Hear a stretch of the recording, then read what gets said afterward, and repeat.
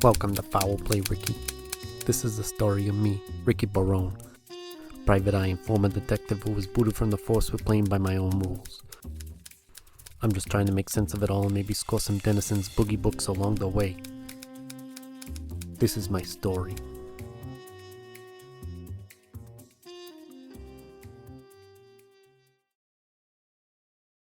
I secure the door and grab one of the torches hanging on the stone wall alongside the staircase. I cautiously make my way down the stairs, knowing full well it's October and there could be any amount of spooky shit in this cellar. But it's like my old man used to say before he died. If you ain't willing to take a goblin out to the dance floor, you could at least make sure you're adequately equipped to help them when they move to an apartment on the Upper East Side. In other words, try and be ready for anything. As I reach the bottom of the staircase, I enter into a massive, dark stone cellar that seems to go on forever. Lit only by the light of the torch, I see the sheer massive scale of the secret underground temple that looks like the size of a decent cathedral. What is this and how far does it go, I wonder? It's like a city under a city. Up ahead there's a small amount of light coming out of a crack under what looks like a door. I cautiously Scooby-Doo walk over to the door. There's some weird floops flooglies-like noises coming from inside, and it presses my ear up against the door.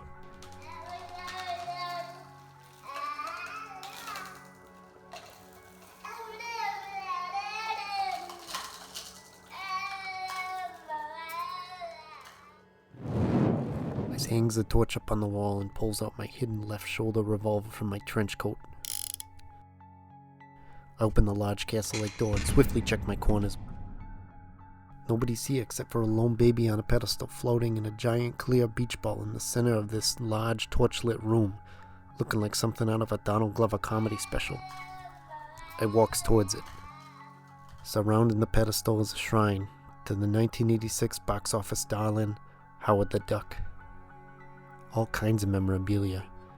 And bowls of blood? This looks like some dark magic stuff I ain't prepared for. What the duck is this, I think to myself. And I thought Lidsville was creepy.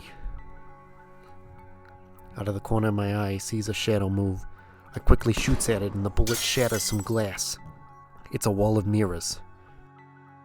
I quickly spin around to shoot the shadowy figure that I now realize is behind me when a shot gets sent into my abdomen. As I fall to the ground with blood rushing out of me like I'm auditioning for Game of Thrones, I see a familiar face approaching me out of the shadows with a smoking gun. I do appreciate you leaving me at the Snoko long enough to polish off a couple 40s of malt liquor and to have a couple 6-for-1 beanie burritos and feed that toilet a 4-course meal. But you really shouldn't fuck with Southern hospitality. You really crossed the wrong fucker, Cracker Jack. And it's time to get what's coming to you. Tennessee justice. As Ken picks me up, I lose consciousness. To be season 1 finale'd.